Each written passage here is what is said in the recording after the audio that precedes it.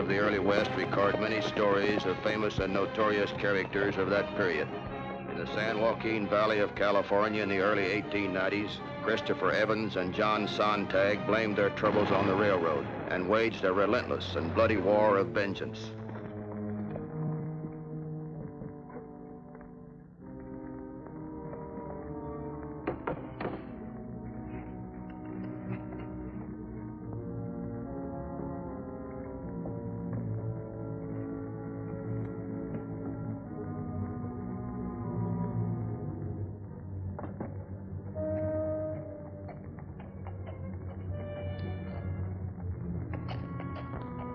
Morning, Miss Evans. Is your uncle at home?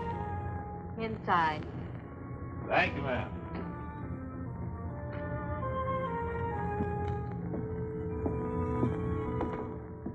Mr. Evans? Sontag? You didn't have to come out to check on me, Sheriff. I told the railroad commissioner I'd move. I'm glad you don't intend to make any trouble, sir. If I didn't have a family, I'd make plenty of trouble. One man against the railroad? Foolish even to think of it. I wouldn't be alone. John here holds the same sentiments as me. I suppose you know what the railroad did for him when he got his ribs smashed in the Gilroy roundhouse. He had hospital treatment. Sure. And they booted me out before I was healed. They wouldn't even give me my job back. If Chris hadn't put me on as a hired hand, I'd have starved. We're not the only ones around here that are fed up. Others like me have built barns and houses, worked the land, hoping to buy it like the railroad promised. $1 an acre. It ain't fair. It's armed eviction, and that's just as bad as armed robbery. No need to talk so tough to me, boys. I didn't make the rules. Why don't you be sensible like the other farmers and take it to court? What chance would we have in court against the railroad? If enough of you got together, the Railroad Commission would have to listen. Yeah, by the time we got a decision, our kids would have kids of their own. There's no use of trying to argue with a couple of hotheads like you. I'm telling you, Chris, I can't take this pushing around much longer. Yeah, save your talking bullets for the railroad, John. When we make a noise, we're going to make a big one. You just stay on here with me. Now, why stay with you? Well, like you said, you've got a family. I want action. Yeah, there was something that I wouldn't tell the sheriff. But I'll tell you, boy, when a family is threatened with extinction, a man's first duty is to take up arms against a common foe. A monstrous, one-eyed foe of fire and steel.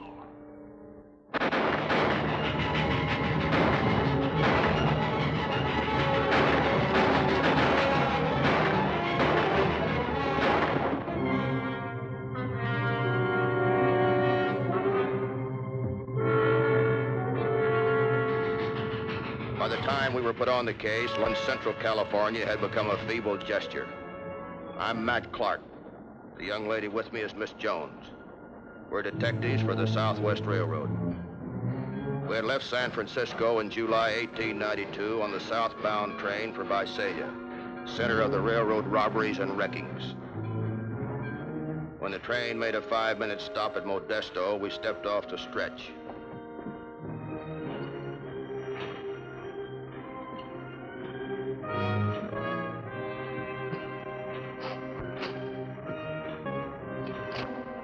You can read later. Let's get back to the train. Hey, wait a minute. Here, look at that.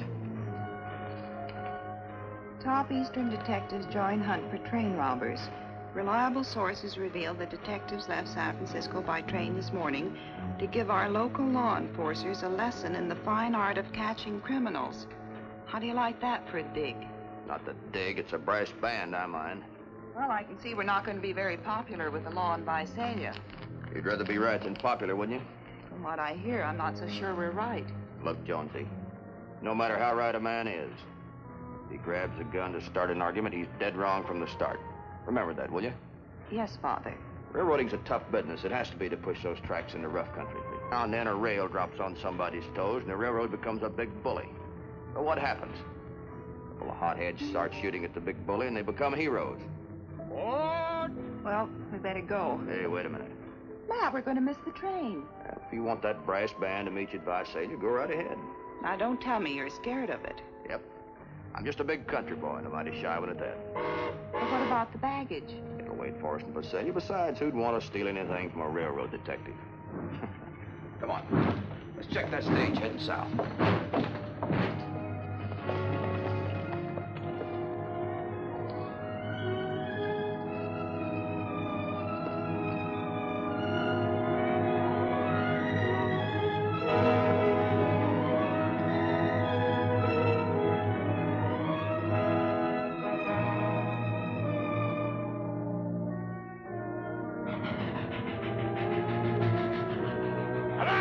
Here she comes!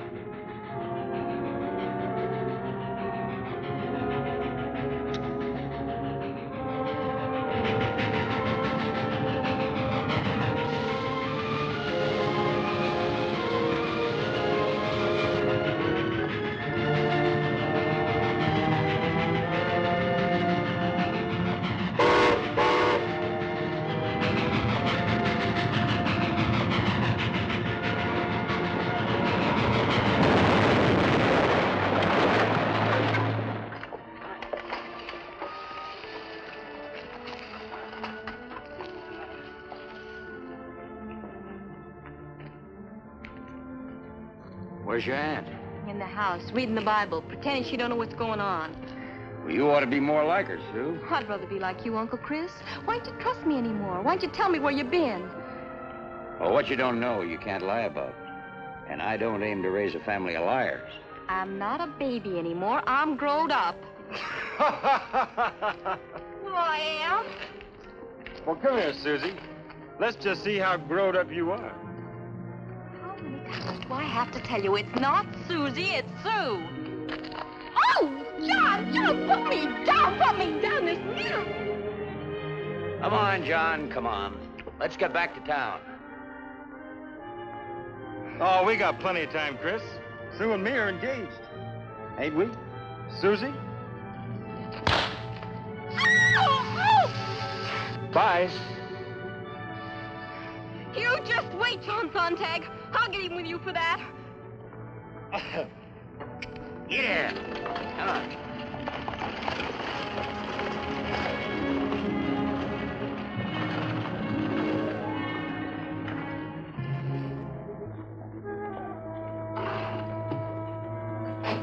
Much obliged, driver. Come on, Tony.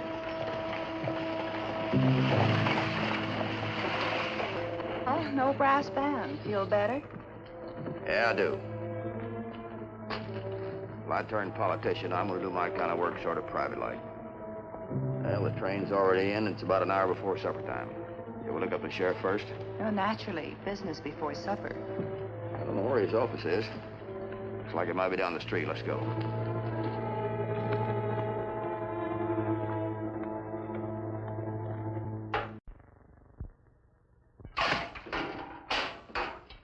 Hey, where you been all afternoon, Nate? Things been popping.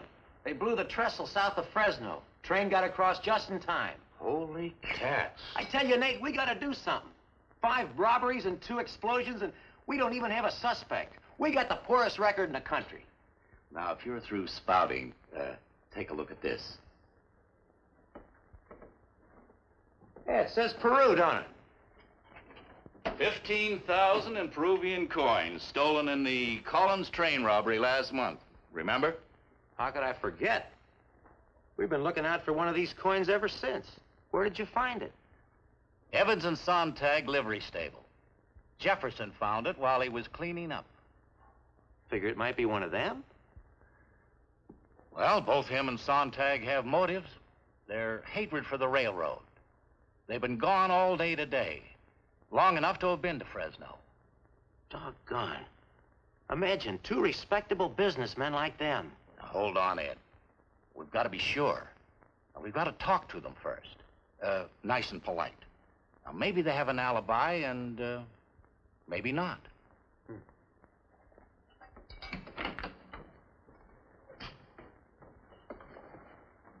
Sheriff Owens? Yeah? I'm Matt Clark. This is Margaret Jones. Miss Jones and I represent the Southwest Railroad. Oh, detectives. That's right. I got a telegram about you. Oh?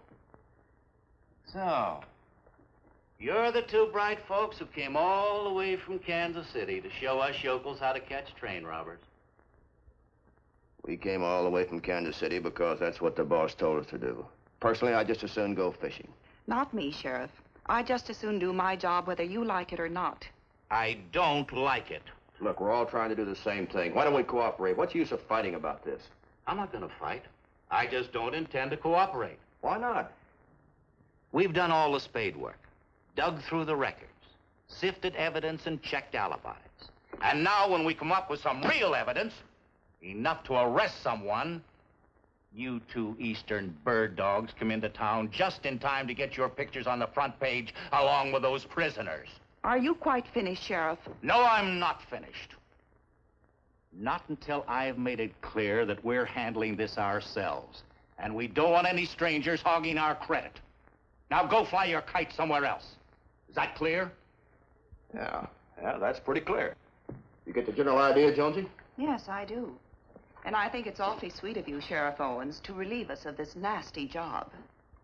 Well, Matt, we might as well retire gracefully and try to find two friendly people. Two friendly people? To play cards with, of course. How else are we going to pass the time of day?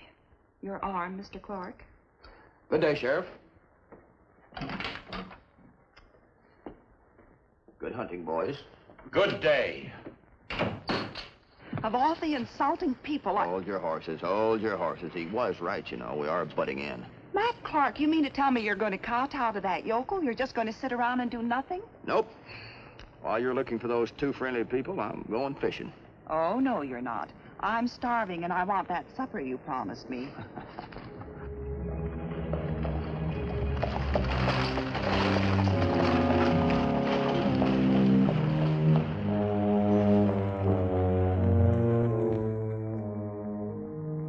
Evans and Sontag just drove in.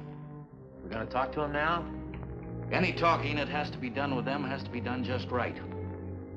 I'll do it myself. You stay put.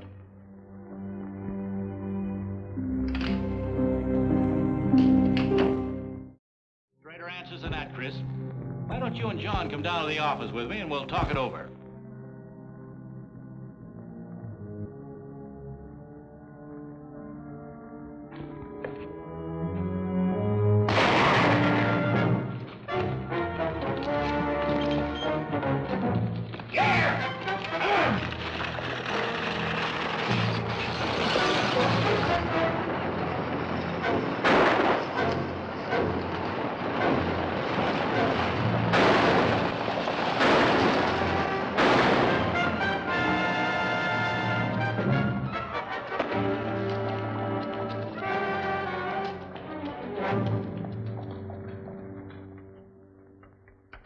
Jonesy, get a doctor, boy. Yes, I get him. Is it bad? Nah, don't amount to a thing, Sheriff. It's a busted rib.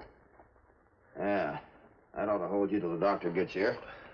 And for your information, Sheriff, we're gonna stick around whether you like it or not. As a matter of fact, we never had any intention of leaving. I'm sorry about what I said. The way I bungled this, I guess I could have stood some expert advice. But there's one thing you can be sure of. There's no longer any mystery about those train robbers. Who are they, Sheriff? Sontag and Evans. Posses were formed all along the San Joaquin Valley and sent into the foothill mining country along the high Sierras. But Sontag and Evans had friends who hated the railroad more than lawlessness and sheltered and fed them. When it looked like the search might stretch into months, Jones and I had a conference with the sheriff to find a quicker and surer way. What about this man, Sontag? How does he fit in with Evans? Sontag came out here a couple of years ago from Minnesota. Got a job with the railroad, and when he had an accident, he claimed it didn't take care of him. Chris Evans gave him a job as a handyman, and he's been with him ever since. Even went in the livery business with him. How old is Sontag? About 25, I'd say. Good-looking fella. I hear Chris Evans's niece is kind of sweet on him. Things get pretty tough up in the Sierras. You think the winter will drive them out? Oh, I doubt it. I've been deer hunting with Evans. He's a crack shot and a good woodsman. When he was a young fellow, he was a scout with Custer. You know, Sheriff, what you said about Sontag and Mr. Evans' niece interests me. Oh, remember, as far as I know, that's only gossip. Have you ever thought of gossip as intuitive truth? Intuitive? Wow. Now, that certainly entitles you to the floor, madam. You go right ahead. Thank you, sir. Chris Evans' family haven't moved out, have they? No, they're not the type to run away just because the old man's in trouble. Well, then, working on the highly probable theory that two attractive young people are in love, maybe we could use this to our own advantage.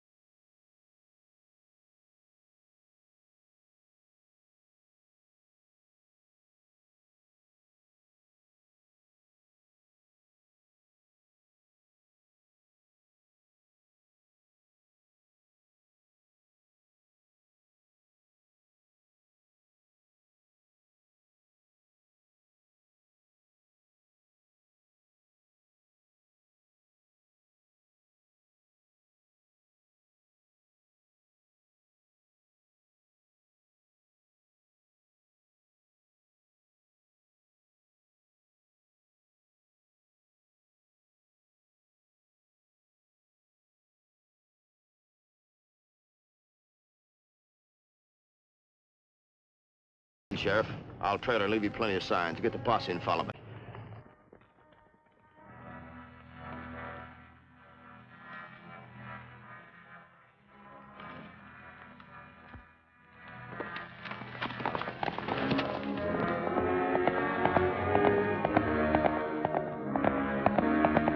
The Evans girl to a foothill mine where the two train robbers were holed up with friends.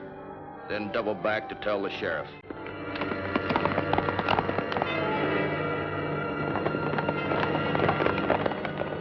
When the sheriff joined me with some of his posse, we agreed on a plan of attack.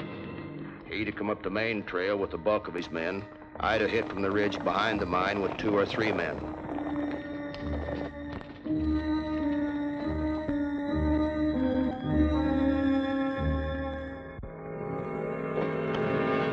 Give yourself up, Evans! You're surrounded! You haven't got a chance! You understand? I hear you, Sheriff. You can save your breath. If you want us, come in and get us. Let's go!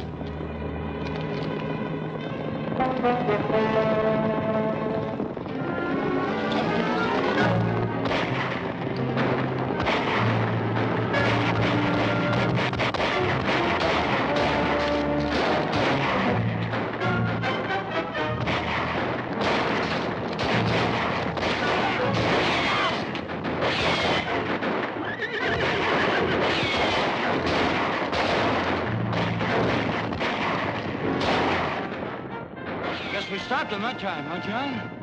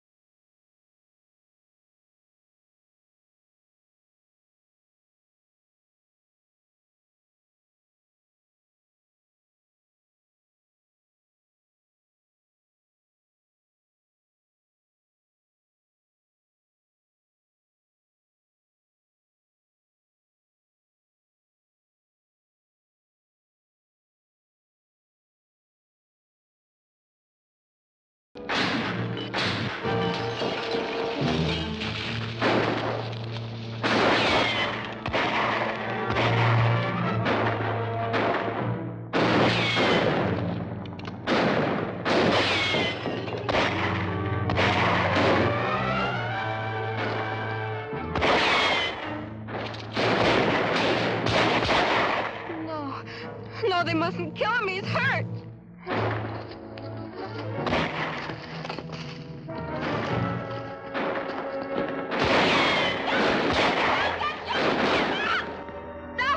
Stop that shooting. They'll kill you. I can't stand it anymore. Come out. Get out of the way, Sue! All right, then. Go on and fight. But you'll have to shoot me first. Shoot! Shoot! Go on and shoot!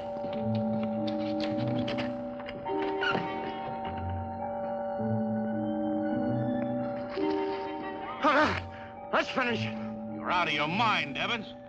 We got 6 men covering you. Throw down your gun. Stay alive, Uncle Chris. Please, for me. I give up on one condition. Name it. I don't want no railroad man getting my reward. Understand? The old lady inside.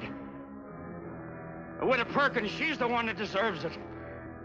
The railroad drove her off her land, too. She gets the money or I keep on shooting. You hear? How do you like that for sheer brass nerve? You go for it? Well, it's for a worthy cause, but that's up to you. All right, Evans. You've got a deal.